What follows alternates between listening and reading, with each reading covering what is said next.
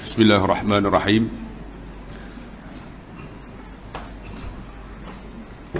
Assalamualaikum warahmatullahi wabarakatuh.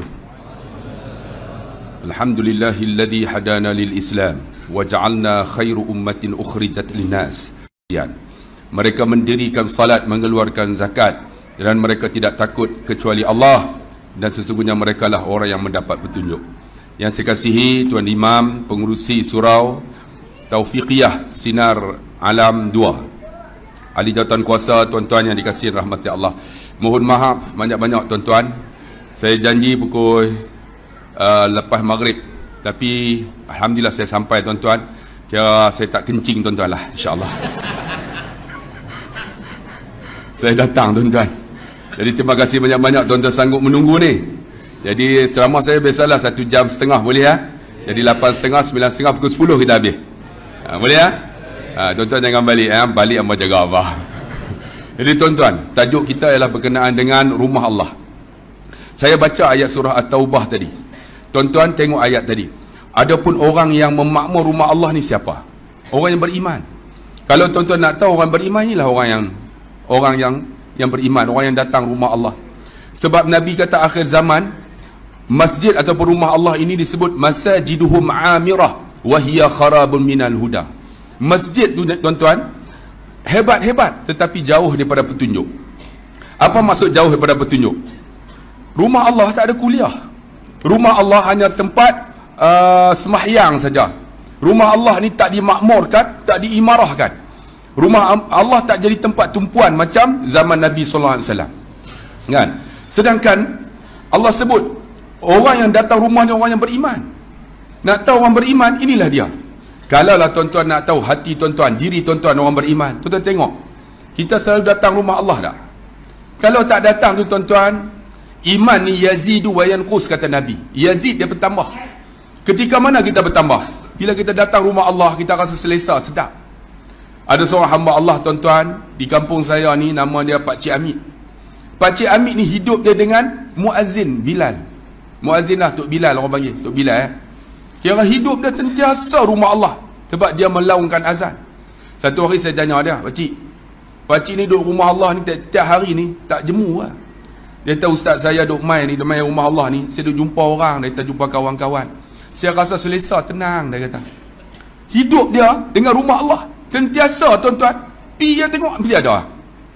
Satu hari tuan-tuan, dia nak pergi solat subuh lah, pagi subuh tu dia kayuh basikal. Dia kayuh ni dia lawan arus. Sebab kalau ikut arus, dia takut orang hentam di belakang. Jadi dia akan lawan arus. Contohnya kereta dia sini, dia akan lawan arus lah. Dia nampak kereta. Rupanya dia tak tahu, lagi senang orang hentam. Kan? Dia lawan. Ada satu motor hentam dia. Pukul 5.45, dia jatuh dalam longkang. Longkang tu dalam tuan-tuan 7 meter tuan-tuan. 7 kaki. Jatuh dalam. Orang duk tunggu muazzin hari tu tak dengar azan. Pasal apa Pak Mit tak main ni, tak datang ni? Rupanya dia tak sedap lah duduk dalam longkang. Patah ni, patah semua lah, duduk senyap. Sampai pukul 10, bini dia pun tak cari. Sebab bini dia tahu pukul 10 tu biasa kalau tak balik. Kan? Jangan macam tu lah, bini pun teruk dia tuan-tuan. Sampai tak cek kan, suami balik tak balik. Mungkin dia kata suami dah pergi sarapan apa, makan kan, sembang, mungkin sebelah balik lah, selalu macam tu lah. Jadi pukul 10 tak balik, dia ingat suami dia di surau. Dia tak tahu suami dia duduk dalam longkang tu. Tak sedap. Pukul 10 suku, sedap. Dia sedap tuan-tuan, sedap sendiri. Dia buat Allah. Orang lalu tu orang duk ingat, Pak Amit ni duk azan dalam mana ni? Kan? Ada seorang hamba Allah berhenti, tengok-tengok dia patah kaki, patah semua ni, patah kaki tangan semua. Dia tolong. Jadi dia angkat Pak Amit ni tuan-tuan, pergi hospital lah. Doktor kata, Pak Mit, kena buh besi semua ni. Besi kena buh. Tahu dia kata apa? Tak payah buh lah, dia kata. Doktor kata apa? Dia kata, aku nak mati lah. Kalau aku buh besi, dia kata, buat berat, dia angkat masuk dalam kubur. Dia kata, cuba tengok. Orang yang hidup dia dengan rumah Allah tuan-tuan, dia rasa macam tahu nak mati dah. Dia kata, buat berat ya masuk dalam kubur. Tak payah, dia kata. Balik rumah aku nak mati dah. Muazzin ni tuan-tuan paling hebat. Esok di akhirat, di padang mahsyar, tengkuk mereka panjang. Bukan panjang tak elok, dia yang akan pertama melihat Allah Subhanahu Wa Taala. Tu muazzin. Dia hidup dengan rumah Allah, tuan-tuan. Bila bawa balik sampai di rumah, dia bagi tahu ke anak dia, boleh bercakap lagi.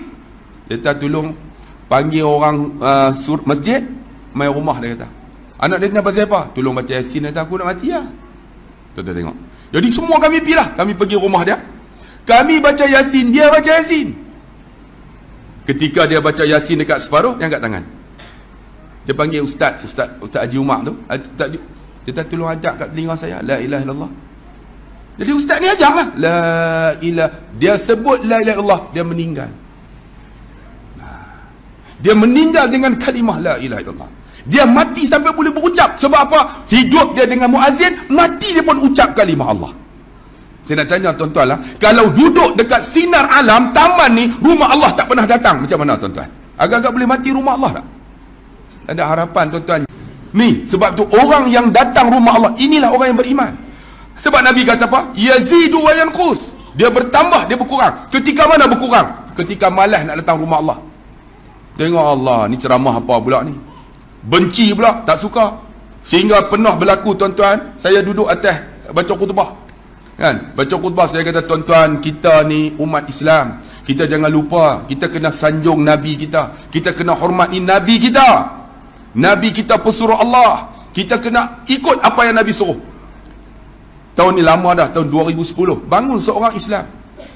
Ustaz dia kata-kata apa ni, kata ni. Ni syariat ni. Ni, kapal sing pun tak suka. Oh, dia kata tu, kapal sing pun tak suka, Ustaz nak kata apa? Dia tegur dalam khutbah. Saya kata, abang tegur saya dalam khutbah. Abang lara, abang lalai, pahala tak ada. Dia kata, mampu hebi. Orang utara dia kira mampu ya tuan-tuan. Mampu hebi. Apa maksud mampu hebi? Maksud tak nantak dia. Saya kata, abang tegur saya, abang lara, abang tak ada pahala. Lantak dia. Saya kata, tak apa, abang tegur saya. Kapal sing tak suka tentang Islam, tentang Nabi, tentang syariat Islam. Saya kata, saya nak bagi andaian kepada abang. Ini dalam khutbah ni.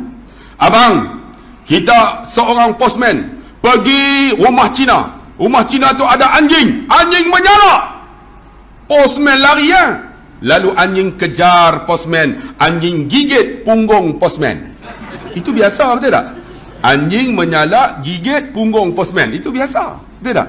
Tetapi ada seorang postman pergi rumah Cina. Tiba-tiba anjing menyala. Postman menyala. Anjing terkejut lari. Postman kejar anjing, gigit punggung anjing. Itu luar biasa. Itu luar biasa. Kalau orang bukan Islam menyala tentang tak suka Islam, tak suka Nabi, itu biasa. Tetapi kalau orang Islam menyala tentang Nabi, tak suka Nabi, tak suka Islam, itu luar biasa. Dia pun senyap. Dalam hati saya, rupanya dia ni tuan-tuan yang tegur saya ni 3 line. Tuan-tuan tahu tak 3 line?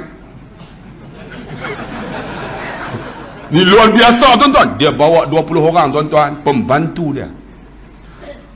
Habis tu tuan-tuan, saya turun baca khutbah. Bilal, Ustaz tahu siapa yang tegur tu? Dia belum khamat lagi, tapi dia bagi tahu saya, nak menakutkan saya. Memang teruk tutup Bilal tu tuan-tuan. Saya tak tahu, tu 3 line Ustaz. Kenapa Ustaz layan dia? Saya kata, takut apa? Dia pun baru khamat. Allahu Akbar, tuan-tuan, bayanglah lepas khamat, saya pegang mikrofon menggigil ni. Dia pegang, nampak 3 line. Dia nampak apa nak kena ni tuan-tuan. 20 orang kawan dia. Allah, rupanya hidayah milik Allah bang. Dengan jerekah saya, dengan khutbah saya yang menggegarkan tu, membuka hidayah dia. Habis saya bagi salam, saya pun doa lah, ya Allah, ampunlah dosa kami. Dalam hati tu, ya Allah, janganlah kena apa, ya Allah, lepas ni. Dalam hati saya kan, nampak dah. Nampak 20 orang, 2 tangan. 20 orang, maksudnya 40 tangan. 40 tangan, saya 2 tangan. Apa berlaku? Mati saya. Tapi dalam hati aku 2 tangan. Rupanya 2 orang menjadi, jadi ada 2 orang. Yang 38 lagi kena. Rupa-rupanya habis solat tuan-tuan. Saya solat tuan-tuan, ba'diyah Jumaat. Saya pun jalan nak balik. Dia tunggu dengan kawan dia daripada pintu masjid sampai pintu kereta saya. Saya pun dalam hati genggam. Tuan-tuan, kalau jumpa musuh, tuan-tuan amal ini. Jumpa musuh, apa dia tuan-tuan? Baca, minha khalaqnakum wa fiha nu'idukum wa minha nukhrijukum taratan ukhra. Musuh lemah, tuan-tuan genggam ni. Saya pun amalah, ada seorang tok guru bagi. Saya pun minha khalaqnakum wa fiha nu'idukum wa minha nukhrijukum. Daripada tanah kita datang. Daripada tanah kita kembali, daripada tanah kita dihidupkan semula. Tuan-tuan genggam tuan-tuan. Saya pun jalan, rupa semua duk tunggu. Ustaz baca khutbah tadi terasa hati saya. Saya kata kenapa? Betul juga ni, kalau orang bukan Islam tak suka Islam tu biasa, betul tak? Tapi kalau kita Islam tak suka, pelik ni Ustaz tu. Dalam hati saya, oh dia faham rupanya. Tapi dalam hati lah, alhamdulillah. Kan? Kemudian dia orang salam saya tuan-tuan, daripada pintu masjid sampai pintu kereta. Saya tekan remote, dia orang buka pintu, saya masuk start. Belah terus tuan-tuan. Tunggu apa lagi, bala dah lepas. Rupanya Tuhan buka pintu hidayah. Nak dapat hidayah apa? Dalam rumah Allah. Dalam rumah Allah, bukan shopping komplek. Nak dapat hidayah bukan di pasar malam.